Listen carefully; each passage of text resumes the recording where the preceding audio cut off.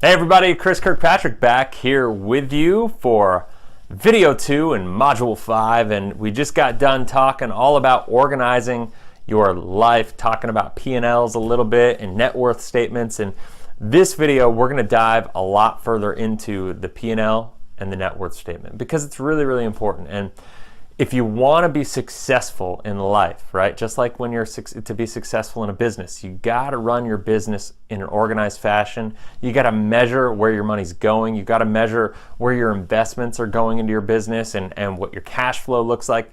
Your personal life is no different. And I think that's why most people struggle. They're not measuring what they're spending, where they're spending their money, or anything of that nature. They have no clue what's going in, what's coming out. Just like I said, a lot of people I talk to think they're spending $50 in Starbucks every month, and they're spending $150 to $200. Now, not necessarily anything wrong with that if you can afford it, but there is something wrong with it if you think you're spending $50 and you got $200 going out the door. And that can be a challenge. And I can't tell you how often I see it. I see it almost every day where people are just disconnected from their cash flow. They're disconnected from their expenditures and where their money is kind of going out the door. So make sure that you download the PDF, the budgeting PDF that's attached in this module, and use it. It's a fillable online PDF. You can fill it out, you can save it. Make sure you go through, and what I want you to do is I want you to go to your online bank account, and I want you to sign in, and I want you to go through, and I want you to literally go through it and take each transaction that you have, and I want you to go line by line and keep adding the numbers into every section of your budgeting worksheet. And when you do that, when you go through section by section by section, item by item, line by line on your online banking account, you're going to be able to see at the end of the month where your money's going, how fast it's going out, what it's going out on. You're going to have some surprises. You're going to have some things that you knew and that were pretty predictable and expected. But here's the thing. You're going to see it, and I guarantee you're going to have some things that are just like, whoa, they're a little bit eye-opening. They're a little bit kind of catch you by surprise. You're going to want to change it. You're going to make some shifts probably based on kind of your desires. You're going to realize there's not a lot of congruency, or there are at least some things, actions that you're taking, ways you're spending your money that are not congruent with the way that you want to live your life, right? And you're going to notice that, but here's the thing. Don't just do this for 1 month. Don't just do this month because you're taking this course. I want this to be a principle that you implement in your life, right? And eventually you're going to have the Mint app or the Track and Save app or some derivative of that, variation of that.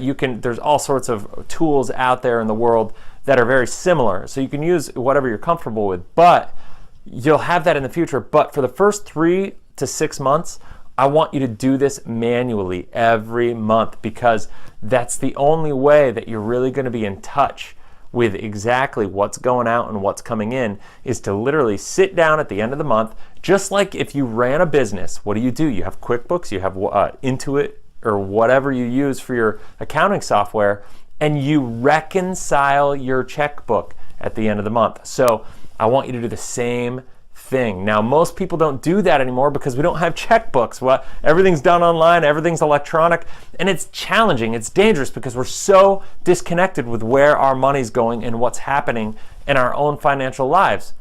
So make sure that you go in and you do it line item by line item, and you actually go through and you do it, and you commit to doing that for 3 to 6 months, once a month. If you do it and you do it right and you stay organized about it, it'll take a half hour. It'll take a half hour, but it'll totally be worth it. And what that will do is it'll give you an understanding of your cash flow. It'll help you, not only did we help you recapture cash flow in Module 3, but this will help you really start to realize, oh, you're making some decisions that are not congruent with where you want to go. You're making some decisions with your money that are holding you back from your ability to go out and create the life that you love. And so that's the first thing. And so when you do that, you understand what your cash flow looks like on a more clear level. And so after that, that's where the net worth statement comes in. And so I want you to fill the net worth statement out as well. Now, you may be in the negative, you may be in the positive, you may be close to zero, maybe you don't have much for assets at all, but here's the deal. Your net worth statement is really going to show you where are you at, what's going on, like how close to on track for your goals are you, and I want to throw a couple things at you right now that maybe challenge a little bit of what you think to be true about planning for retirement. I know I've probably done a lot of that in this course so far, but I promise like it will make sense, or at least hopefully it makes sense. But if you're in a situation where you're looking to save for retirement, which we all should be, right? We're all planning to obviously not work until the day we die. If you're looking to plan for retirement and you don't really have a solid, steadfast plan, I want you to think about it this way.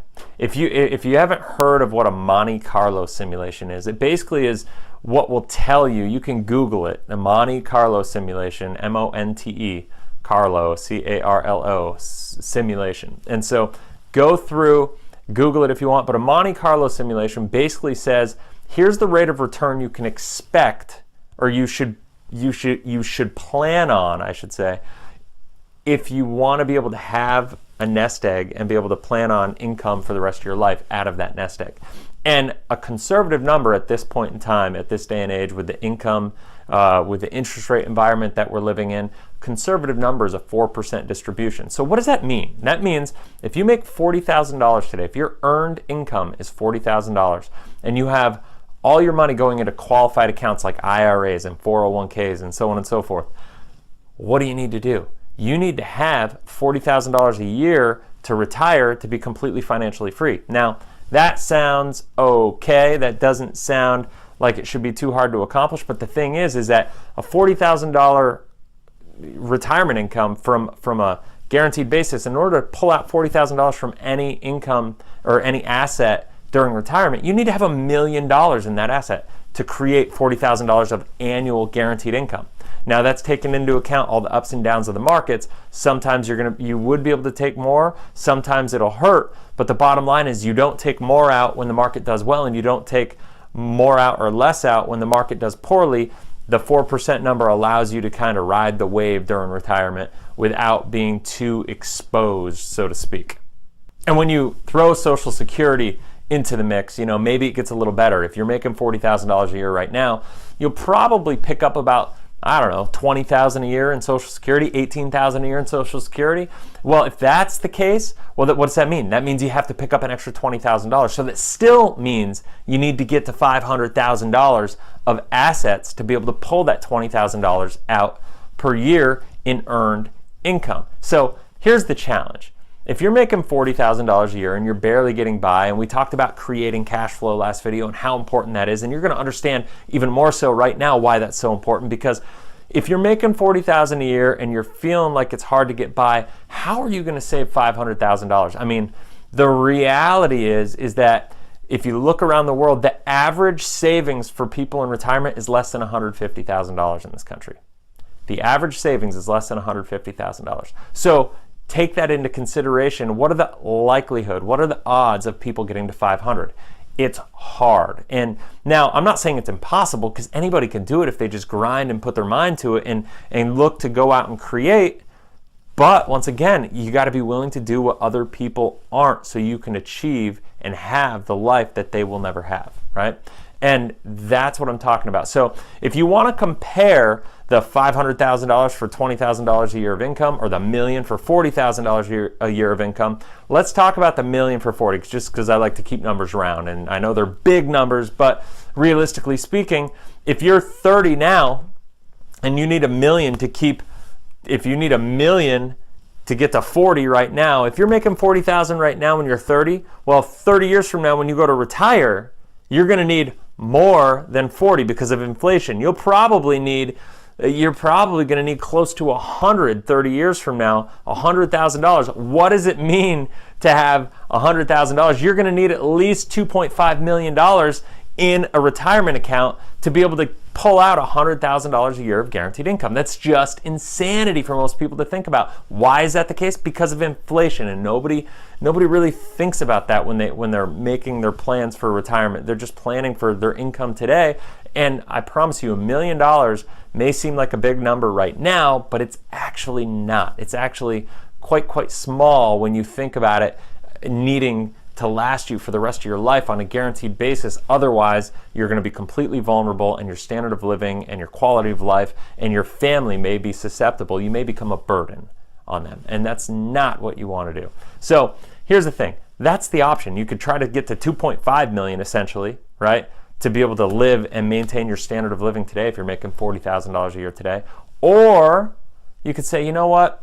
Let's try to create. Let's try to grind. Let's try to take some money rather than putting it in a mutual fund. Let's invest in ourselves. Let's invest in our own business. Let's invest in, or let's just keep it safe, right? And try to wait. Right? You've heard me by now. I'm a big advocate for having to keep your money safe. And you're gonna learn a lot more about how to do this next week and the week after. That's where we're gonna get into wealth creation mode, and it's gonna be a lot of fun. And so, I'm a big advocate for keeping your money safe and then doubling down and being able to, like, rather than make 8% a year or 6% a year, which is more realistic for most people following the stock market, is to say, hey, keep my money. I'm gonna earn 3 to 4%, right? Beat inflation. But then when I find the right opportunity, I'm going to make 100% in a couple years, or whatever it is. You wait for the right time and you go after it with a vengeance, right? You get after it. And so you could stay in the market, you could do the mutual fund route, like whatever. Good if you want to do that. Good luck.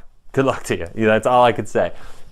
If you want to follow what I'm talking about, my suggestion is find a way to take some money and invest in yourself, because you're not going to find an investment in the market or anywhere else that's going to be able to kick out a rate of return that you can kick out. Now, I'm not saying it's going to be easy. I'm not saying it's going to be comfortable. However, what are the likelihood right now of what do you think is more likely? You being able to get to $1 million in the next 10 years, let's call it. You think it's more likely you get to $1 million in the next 10 years saved in a bank account? Or do you think it's more likely that you could build a business part-time, right? Well, I don't care what that business is, that kicks out $3,300 a month in income, right? What's more likely? I guarantee you, for 99.9% of the people in this world, creating a business where you can generate $3,300 a month in residual income is easier than you saving $1 million and taking all that risk and not losing it in the process and everything that goes into it. It's just insanity why people don't see this. And so here's the thing. If you look at the options on the table, you have network marketing, you have real estate, you have businesses, you have online ventures, you have work from home gigs all over the place, all sorts of legitimate opportunity. But you have to be willing to be an expert at what you do. Don't go out and just buy and think, oh, I've got some money set aside, I'm just going to go try to flip houses. No, you'll get burned. Warren Buffett, the reason he's such a good investor in stocks is because it's his life. He knows it inside out, right? But the challenge is everybody just wants to go be Warren Buffett. Nobody wants to put the time in. Nobody wants to put the work in. So what I'm going to do here is I'm going to tell you, you need to find something you're passionate about, keep your money safe, and then study and learn and grow and really put your mind and money towards a specific area, right?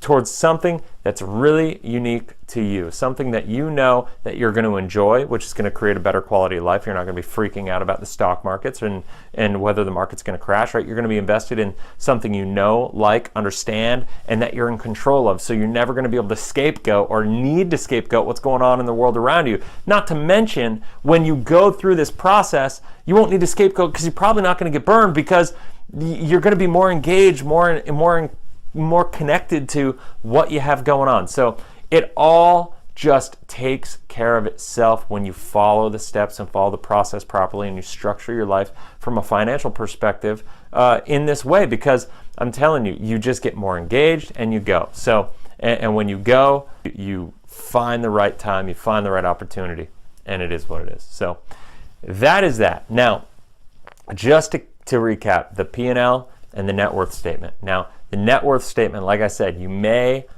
be in the negative, you may be even, you maybe are in a pretty good position. Well, the better the position you are, it's like the snowball effect. The better the position you are, the faster things get working for you, right? It's like the snowball. It's hard to kind of build up, and then it gets bigger and bigger and bigger and bigger, and it's kind of like a roll of toilet paper, right? The smaller it gets, the faster it goes. It's the opposite of that. And so I'm telling you right now, like, this is the same thing. We need to work on figuring out what's your starting point. Where are you now? Because if you don't know where you are, any road will get you there. If you don't know where you are and you don't know where you want to go, any road's going to get you there. So you want to just figure that out, and you want to start taking steps in the right direction. So I hope that helps. I can't wait to get into the next video. And until then, guys, live abundantly, live efficiently, live Life 180.